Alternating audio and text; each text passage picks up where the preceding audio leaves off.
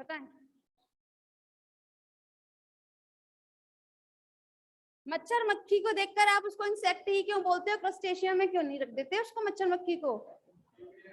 Exactly क्या? 3 pair eyes. हाँ हाँ ठीक है। 3 पेयर लेग्स जो होते हैं वो आपके इंसेक्टा में प्रेजेंट होते हैं, जो इसका की कैरेक्टर है इंसेक्टा का। ठीक है। क्रस्टेशिया की बात करें तो इसमें 3 पेयर से ज्यादा होते हैं। ठीक है ना, 4 पेयर देखने की जरूरत होते हैं, बट हमारा यहाँ पर टॉपिक जो है एक्सक्रीशन चल रहा है। ठीक है ना, तो यहाँ पर इंसेक्टा जो है वो किसके द्वारा होता है? नेफ्रिडियन, बिल्कुल सही बात है। मेलपिगियन ट्यूब्यूल, चलो मैं ट्यूब्यूल लिख देती हूँ। क्रस्टेशिया में आपके मेलपिगियन ट्यूब्यूल की जगह मैक्सिलरी और एंटेनरी ग्लैंड्स के थ्रू होता है। हाँ, आप कॉक्सा ग्लैंड भी बोल सकते हैं, बात तो एक ही है।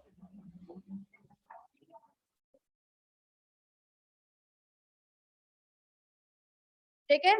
मोलस्क में, हाँ भाई, मोलस्क में एक्सक्रीशन, बिल्कुल सही बात है, बिल्कुल सही, बिल्कुल सही बात है। ठीक है, ठीक है। लेकिन अगर बात हो तो पल्मोनरी सैक भी तो होता है इसमें, पल्मोनरी सैक भी होता है। खैर बिल्कुल सही बात है, ये आपकी किडनी के थ्रू होगा एक्सक्रीशन। ठीक है। पर क्लास अगर बात करें आपकी काइनोडर्मेटा के बारे में, तो काइनोडर्मेटा में आपके एक्सक्रीटरी ऑर्गन एब्सेंट होते हैं, लेकिन हाँ उनमें जो एक्सक्रीशन देखने के लिए मिलेगा हमें, वो आपकी अमीबोसाइट्स टाइप की, उनके स्पेशल टाइप की सेल्स प्रेजेंट होते हैं, जिनके थ्रू वो एक्सक्रीट करते हैं डायरेक्ट ही मैराइन वाटर में। एक काइनोडर्मेटा इकलौता ऐसा फाइलम है जिसके सारे के जितने भी मेंबर होते हैं सारे मैराइन होते हैं। इसमें फ्रेश वाटर एनिमल आपको एक भी देखने के लिए नहीं मिलेगा, ये इकलौता ऐसा फाइलम है। ठीक है। चलिए, बाकी वर्टिब्रेटा में तो जनरली हमारी किडनी होते हैं, ये अमीबोसाइट्स। हाँ अमीबोसाइट्स होते हैं। खैर चलिए, लिखना है तो इन्हें लिखिए, फिर हम लोग बात करते हैं।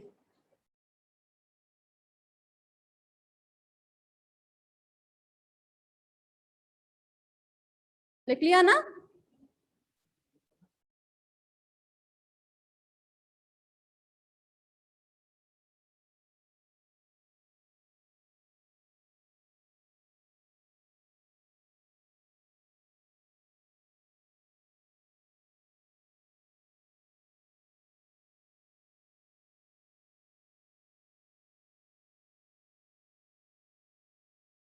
हम्म,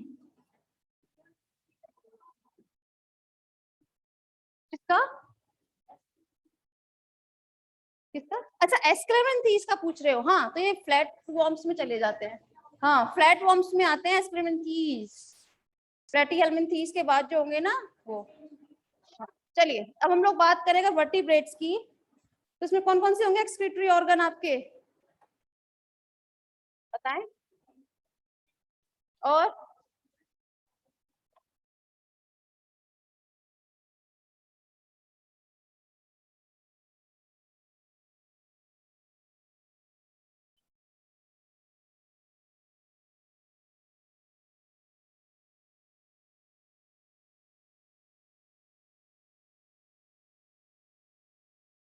ठीक है, लिख लीजिए। इसमें से कोई भी ऐसी चीज नहीं है जो आप नहीं जानते, सभी जानते हैं।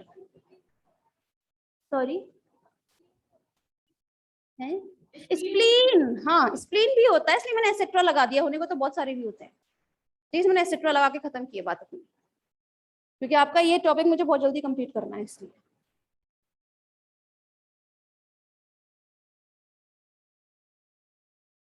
यहाँ लिवर भी लिखा है ना मैंने, है ना? चलिए, बिल्कुल बाइल पिगमेंट्स की वजह से। ठीक है। और आपका यूरिया भी तो इसी में बनता है, लिवर में, है ना, जो बाद में किडनी के थ्रू बाहर एक्सक्रीट किया जाता है। बिल्कुल। ठीक है ना?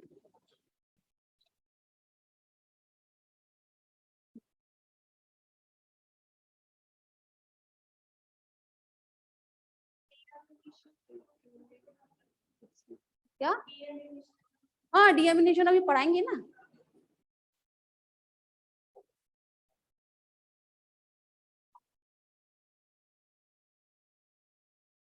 डीएमिनेशन की जब हम लोग बात कर रहे हैं ना, तो ये किस में होता है डीएमिनेशन?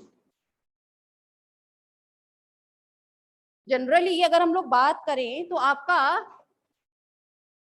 कोई भी नाइट्रोजनस वेस्ट प्रोडक्ट जो है वो किसकी वजह से बनता है? तो जो हमारी प्रोटीन होती है, प्रोटीन किसकी बनी होती है? पॉली से, ठीक है ना, पॉलीपेप्टाइड चेन की। पॉलीपेप्टाइड चेन किससे बनी होती है? आपकी एमिनो एसिड की। तो मैं डायरेक्ट ये बात बोल सकती हूँ कि एमिनो एसिड की डीएमिनेशन प्रोसेस हो जाएगी, ठीक है, जिसकी वजह से आपका नाइट्रोजनस वेस्ट प्रोडक्ट बनता है। यही तो आप बात बोल रहे थे, ठीक है ना। हमारी बॉडी में जो भी आपका नाइट्रोजन वेस्ट प्रोडक्ट बनता है वो आपके डीएमिनेशन की वजह से बनता है। डीएमिनेशन किसका होगा? आपके एमिनो एसिड का होता है। क्लियर है ना इतनी बात? गुड। हेडिंग लिखिए आप, एक्सक्रीटरी प्रोडक्ट।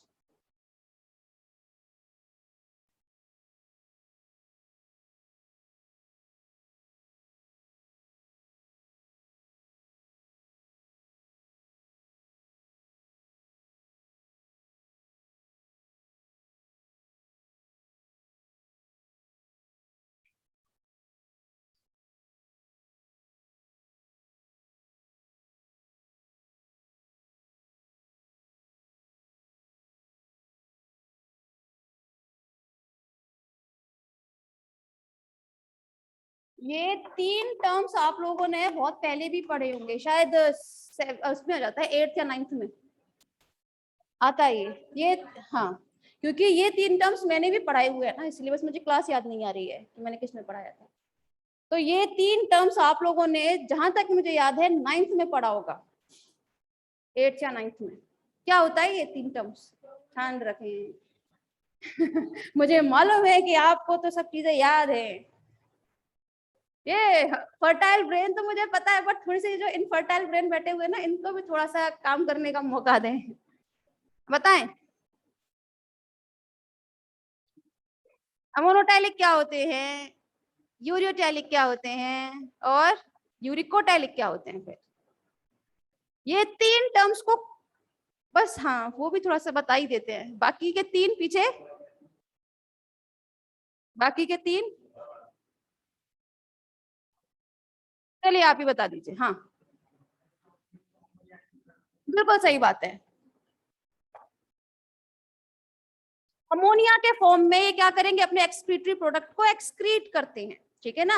इनकी बॉडी में हमेशा से क्या बनेगा? अमोनिया बनता है। आप लोग जानते हैं अमोनिया हमारी बॉडी के लिए बहुत ज्यादा हार्मफुल होते हैं, तो इसीलिए वो जितना जल्दी हो सके उतना जल्दी उसको अपनी बॉडी से एक्सक्रीट आउट करते हैं, ठीक है। डायरेक्ट ही वो अपने, या तो वाटर में रहते हैं ये लोग एनिमल्स, तो वो क्या करते हैं वहां पर डायरेक्ट ही बॉडी सरफेस से एक्सक्रीट कर देते हैं, क्योंकि अमोनिया बहुत ज्यादा ही हार्मफुल होता है इसलिए, ठीक है। नेक्स्ट, यूरियोटाइलिक। ये यूरिया है, यूरिक एसिड, यूरिया। चलिए, यूरिया के फॉर्म में एक्सक्रीट करते हैं। एक्चुअली हमारे बॉडी में जो बनता है ना आपके नाइट्रोजन वेस्ट प्रोडक्ट, वो हमेशा किसमें बनता है? यूरिया के फॉर्म में बनेगा, ठीक है ना। एक्चुअली बनता तो पहले आपका अमोनिया की फॉर्म में, लेकिन बाद में उसको फिर हम कैसे थोड़ा कम आपका हार्मफुल प्रोडक्ट में चेंज कर देते हैं, that is known as a urea, ठीक है। यूरिया कौन से आपके एनिमल्स वो करते हैं एक्सक्रीट? एग्जाम्पल,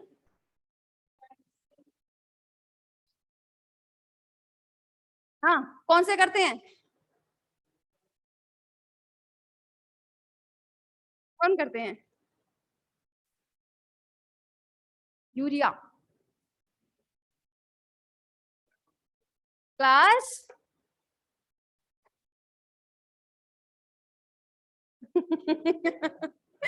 फिर यूरिकोटैलिक क्या होते हैं? जो अपने, बिल्कुल, यूरिक एसिड, ठीक है, यूरिक एसिड के फॉर्म में करते हैं, जो थोड़ा सा सेमी लिक्विड फॉर्म होता है इसका। ये ऐसी जगह पे रहते हैं एनिमल्स, मैं आपको हिंट दे रही हूँ, ऐसी जगह पे रहते हैं जहां पर पानी की बहुत शॉर्टेज होती है, ठीक है ना। ऐसे एनिमल्स जहां पर रहते हैं जहां पर पानी बहुत शॉर्टेज होती है, तो हमेशा एक्सक्रीटरी प्रोडक्ट जो होगा वो उनका यूरिक एसिड होगा, क्योंकि वो हमेशा बहुत ज्यादा एसिडिक नेचर का हो जाता है यूरिक का जो भी एक्सक्रीटरी प्रोडक्ट है, क्योंकि वहां पानी की शॉर्टेज है, दैट्स व्हाई, ठीक है। एग्जाम्पल, बर्ड्स, बिल्कुल, बर्ड्स, रेप्टाइल्स, बात सही है, बट मैंने अभी जो आपको बताया वो उसका तो बता दीजिए कोई। ऊंट होता है, ऊंट, कैमल, डेजर्ट उसमें रहता है, बट है तो मैमल, मैमल है, ठीक है। तो आप इसको याद रखिएगा, ये कभी कभी पूछ लिया जाता है 1 मार्क में, ठीक है। कि 4 ऑप्शन दिए जाएंगे, मैमल्स के 4 ऑप्शन, और पूछा जाएगा यूरिक एसिड कौन सा एनिमल है जो आपका एक्सक्रीट आउट करता है, तो हमेशा से करेगा कैमल, क्योंकि वो ऐसी जगह पे रहता है, क्योंकि वहां पर रेगिस्तान जगह जगह पर रहता है जहां पर पानी की शॉर्टेज है, तो जाहिर सी बात। सुनाई नहीं दिया है जी? कंगारू, बिल्कुल सही बात है ना, ये भी है। समझ में आ रही है इतनी बात? ठीक, तो जरा लिखिए इसे। एक्सक्रीटरी प्रोडक्ट्स दिखे ना, उसमें लिखिएगा these are formed by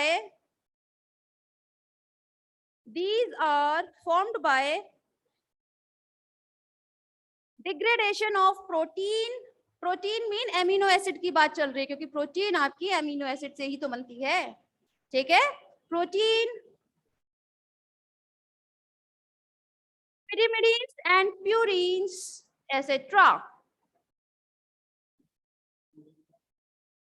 Protein, purine and pyrimidine, etc.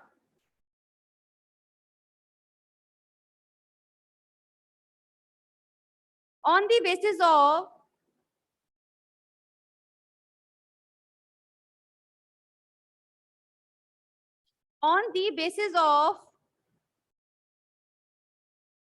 production of nitrogenous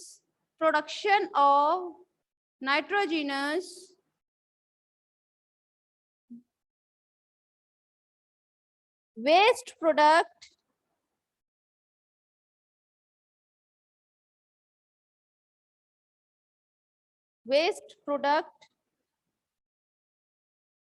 organisms are divided into 3 groups. Organisms are divided into 3 groups. First is ammoniotalic. First point is ammoniotalic.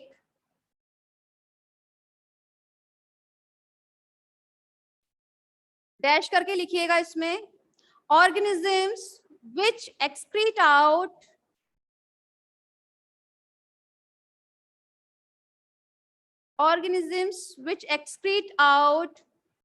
ammonia are known as ammoniotalic organism. Ammoniotalic organism, full stop. Ammonia is formed by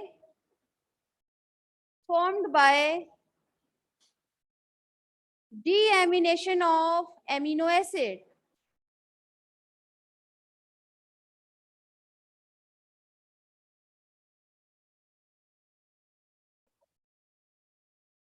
Deamination of amino acid. देख लिया? Ammonia is a poisonous and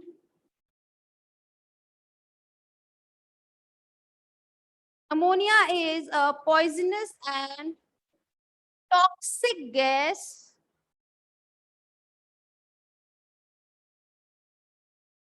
which should not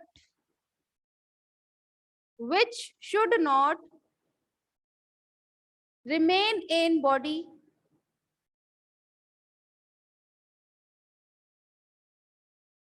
and thus should either be excreted soon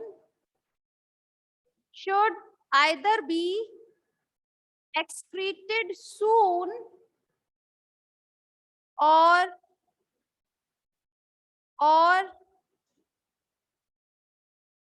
converted into some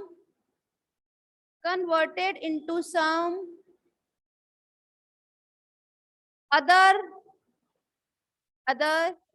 less toxic form.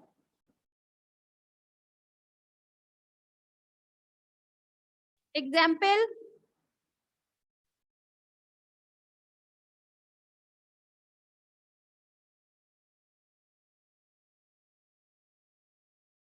लिखिए, protozoans,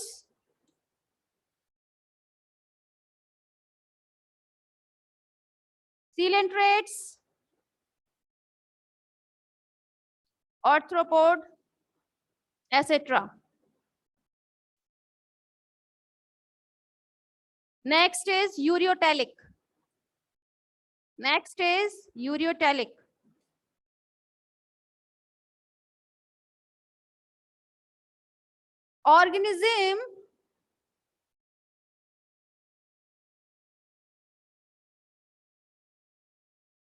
Organism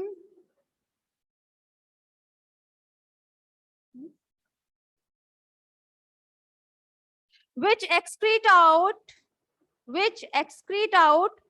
urea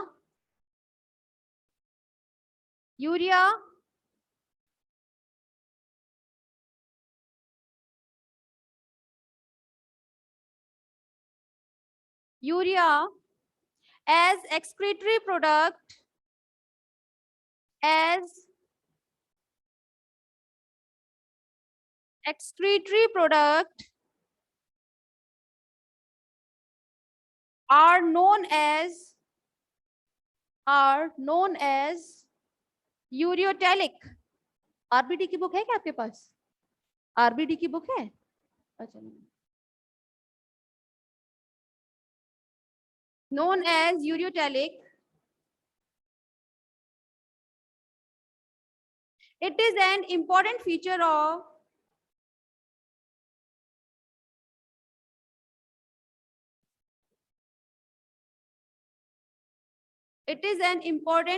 of terrestrial organisms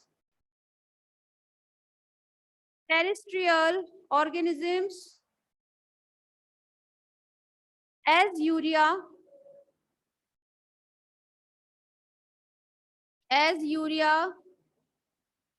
requires very less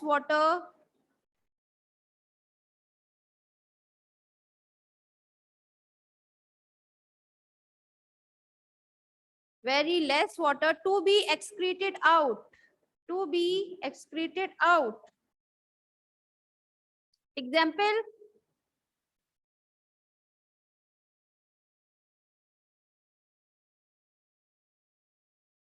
amphibians,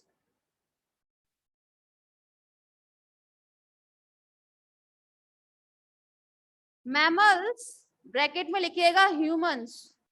ठीक है, आपको अपने बारे में तो पता ही होना चाहिए कि आप किस टाइप के ऑर्गेनिज्म में आते हैं.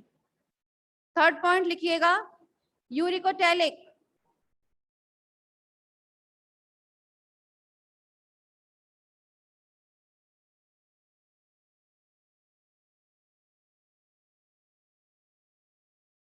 In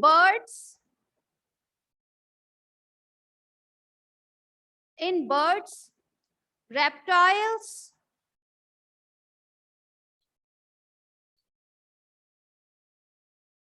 insects, etc., uric acid becomes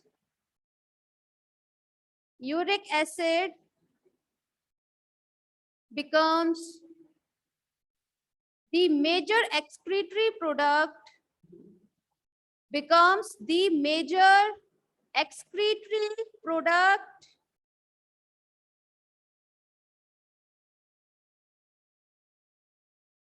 It is formed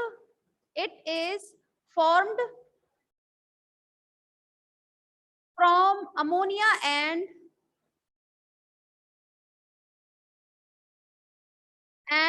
has less hydrogen.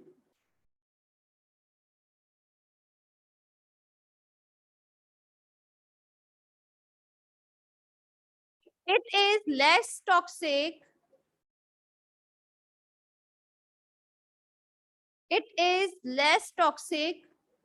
And is insoluble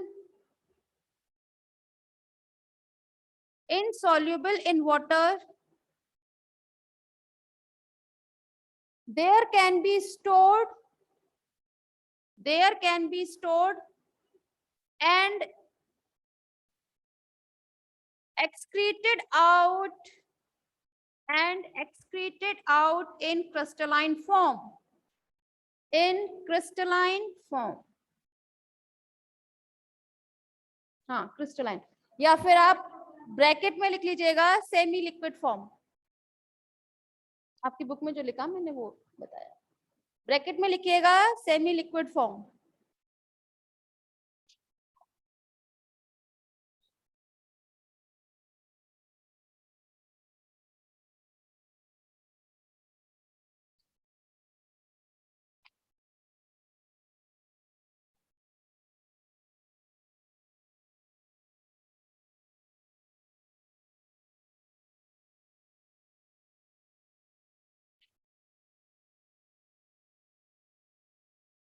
heading लिखिएगा ऑर्निथीन साइकिल।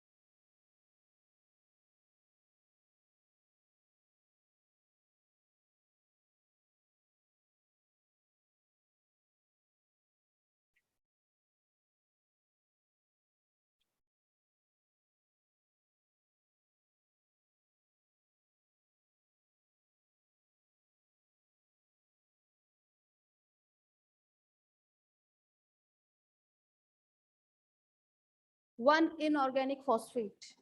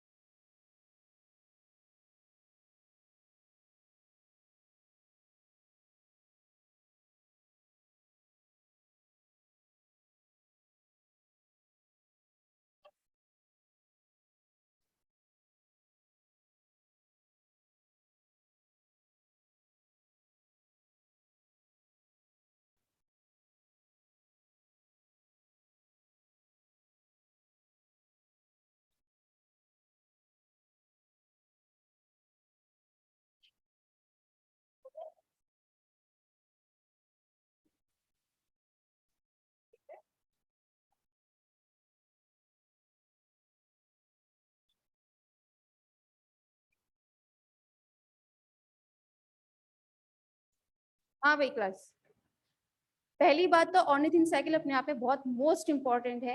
ये ऑर्निथिन साइकिल आपको ना सिर्फ यहाँ स्टडी करनी है बल्कि आपको सेक्शन सी में भी स्टडी करनी है। वेट ऑफ अमोनिया जब आप लोग पढ़ेंगे वहां पर, तो आपकी बुक में इस जगह ना देते हुए लास्ट में एक ही जगह दी हुई है, ठीक है ना। तो आपको यहाँ कंप्लीट करा दी जा रही है, तो वहां आपकी जरूरत नहीं है, क्योंकि हो सकता है शायद सेक्शन सी में नहीं कराऊं, बॉटनी वाली मैम कराएं, ठीक है। तो मैं अब मेरा काम कंप्लीट कर देती हूँ।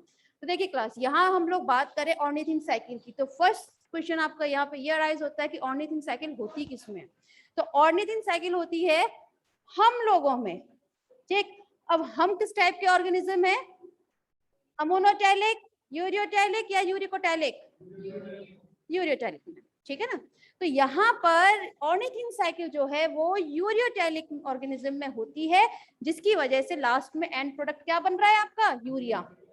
यूरिया का फॉर्मेशन हो रहा है। यूरिया का फॉर्मेशन आप जानते हैं कहाँ होता है, लिवर में होता है। जिसे बाद में यूरिया जब बन जाता है, बाद में कहाँ लेके जाते हैं उसको, किडनी में, किडनी से फिर वो एक्सक्रीट आउट हो जाता है। समझ में आ रही है। तो यहाँ पर ये जो प्रोसेस चलेगी ये पूरी आपके लिवर में चलेगी, ठीक है। ये बात क्लियर है। देखिए अब हम लोग अगर बात करें तो सबसे पहले होता क्या है, स्टार्टिंग ही मैंने जब की थी अमोनोटैलिक में, तो ये कहा था कि इसमें अमोनिया तो बन रहा है आपका, ठीक है। या तो अमोनिया अगर आपकी बॉडी में बन रहा है तो इतना हार्मफुल होता है इसको कि आपको जितना जल्दी हो सके उसको एक्सक्रीट आउट कर दीजिए। और अगर आप उसको नहीं एक्सक्रीट आउट करते हैं जल्दी, तो इस कंडीशन में आपको क्या करना पड़ेगा, उसको लेस टॉक्सिक एंड प्रोडक्ट में कन्वर्ट करना पड़ेगा, ठीक है। जो मतलब अमोनिया से कम टॉक्सिक हो, लेस टॉक्सिक प्रोडक्ट में। समझ में आ रहा है। तो हम लोग क्या करते हैं, हमारे बॉडी में जो अमोनिया बनता है, नाइट्रोजनस वेस्ट प्रोडक्ट जो है, उसको हम क्या करेंगे, लेस टॉक्सिक प्रोडक्ट में, यूरिया में कन्वर्ट कर दिया। समझ में आ रहा है। अभी जो कन्वर्ट करने की जो प्रोसेस है, इसी को हम लोग यहाँ टर्म दे देते हैं ऑर्निथिन, ठीक है ना, ऑर्निथिन साइकिल।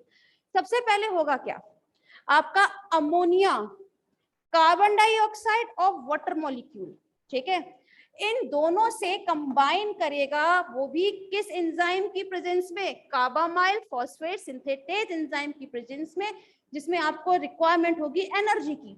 एनर्जी हमें किस फॉर्म में मिलती है, एटीपी के फॉर्म में। एटीपी से कन्वर्ट हो रहा है एडीपी में। यहाँ पर आपके 2 molecule of inorganic phosphate release हो रहे हैं। समझ में आया। हम लोगों में जो भी एनर्जी रिलीज होती है वो किस फॉर्म में होती है, हमेशा फॉस्फेट के फॉर्म में होगी, ठीक है ना। तभी तो एटीपी से एडीपी बनता है। अगर तो यहाँ पे 1 फॉस्फेट इनऑर्गेनिक फॉस्फेट निकलता है, तो यहाँ पर मैंने 2 मॉलिक्यूल्स लिए हुए हैं एटीपी के, तो कन्वर्ट किस में हो रहा है, आपके एडीपी में, लेकिन वो भी आपके 2 मॉलिक्यूल्स हैं। तो यहाँ पे इनऑर्गेनिक फॉस्फेट कितने रिलीज हुए, 2। समझ में आ रही है बात। इसमें रिक्वायरमेंट होती है आपकी मैग्नीशियम आयंस की भी, ठीक है ना। तो इसकी प्रेजेंस में ये किसमें कन्वर्ट हो जाता है, कार्बामाइल फॉस्फेट में। दिख रहा है, कार्बामाइल फॉस्फेट में ये कन्वर्ट हो गया। ये होता है आपका फर्स्ट स्टेप, जिसमें आपको क्या बनाना होता है, कार्बामाइल फॉस्फेट बनाना होता है, ठीक है। अब हम लोग बात करेंगे हमारे सेकंड स्टेप के बारे में। सेकंड स्टेप में हमें बनाना होगा हमारा सिट्रोलिन, ठीक है ना। तो सिट्रुलिन बनाने के लिए ये जो आपका कार्बामाइल फॉस्फेट होता है, ठीक है, ये आपके ऑर्निथीन के सिर्फ एक मॉलिक्यूल के साथ अटैच करेगा, उसका कंबाइन करेगा और कन्वर्ट हो जाएगा आपके सिट्रुलिन में। अच्छा, इतना सुनने में इतना इजी लग रहा है ना, इतना इजी होता नहीं है ये कभी।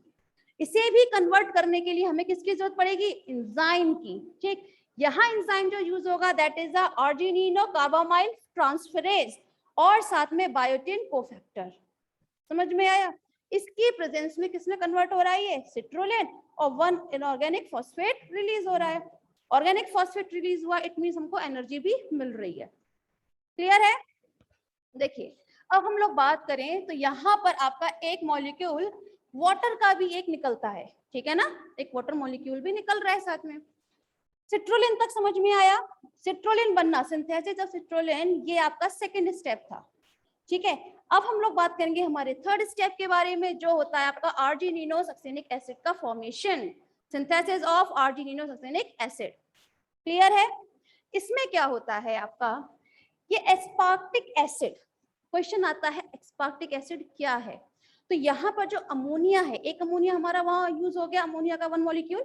यहाँ पर जो दूसरा अमोनिया का जो मॉलिक्यूल यूज होता है वो एस्पार्टिक फॉर्म में होता है हमेशा। ठीक है ना।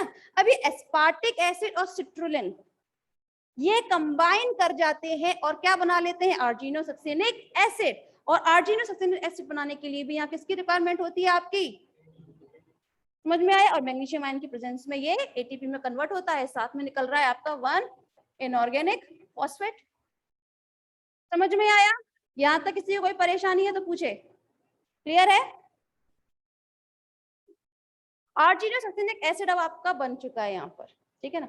अब ये आर्जिनोसक्सेनिक एसिड जो है ये आपका आर्जिनोसक्सिनेज एंजाइम की प्रेजेंस में किसमें कन्वर्ट हो रहा है? आपका फ्यूमेरिक एसिड में। ठीक है, ये फ्यूमेरिक एसिड अब आगे जाके बना लेता है आपका ऑक्जेलो एसिटिक एसिड।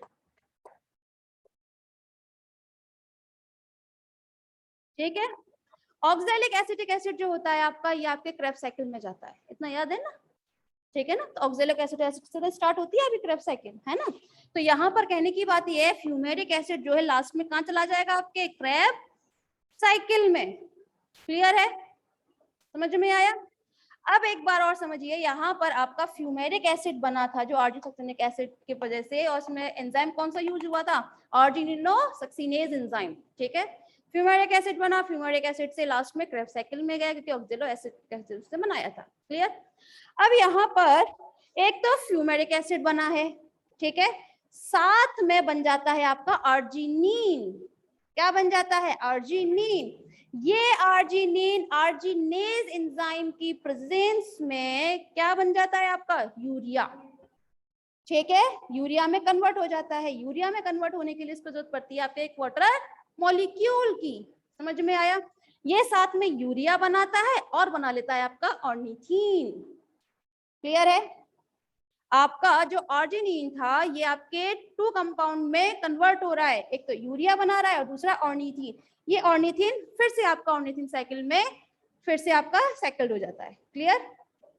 किसी को कोई परेशानी है इसमें तो पूछें। समझ में आया पूरा? अच्छा, ये तो क्लियर हुआ होगा। सेकंड स्टेप था आपका सिट्रुलिन, है ना, सिंथेसिस ऑफ सिट्रुलिन, यही तो क्लियर नहीं हुआ ना। तो देखिए, फर्स्ट स्टेप में क्या बना था? आपका कार्बामाइल फॉस्फेट बना था। ठीक है, कार्बामाइल फॉस्फेट जो है ये किसके साथ कंबाइन कर रहा है? आपका ऑर्निथीन।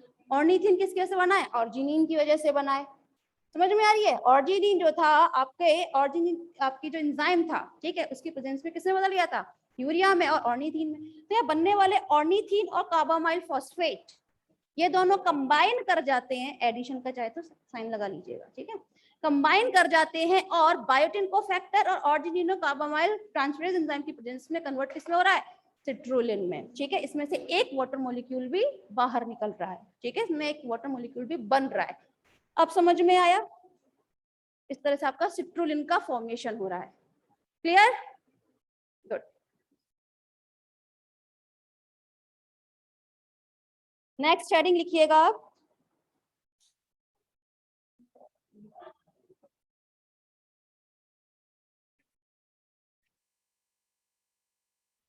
synthesis of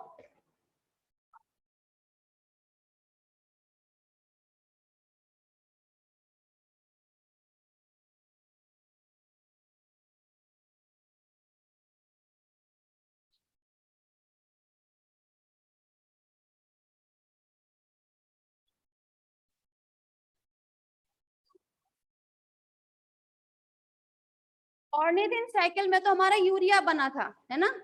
अब हम लोग बात करेंगे यूरिक एसिड के सिंथेसिस के बारे में, सिंथेसिस ऑफ यूरिक एसिड। अच्छा, यूरिक एसिड की जब हम लोग बात कर रहे हैं तो यूरिक एसिड किसमें बनता है आपका? ठीक, तो उस ऑर्गेनिज्म को हम क्या बोलते हैं जिनमें यूरिक एसिड बनता है? यूरिकोटैलिक, बिल्कुल।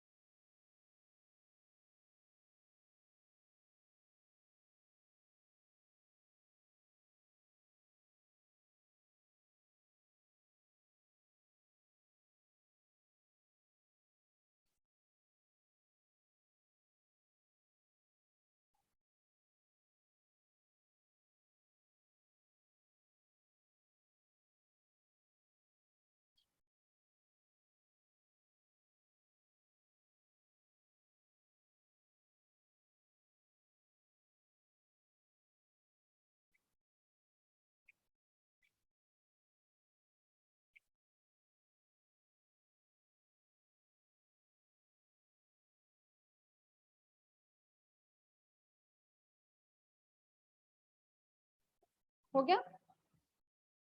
चलिए क्लास, फिर आज के लिए इतना ही, ये मैं कल बताती हूँ।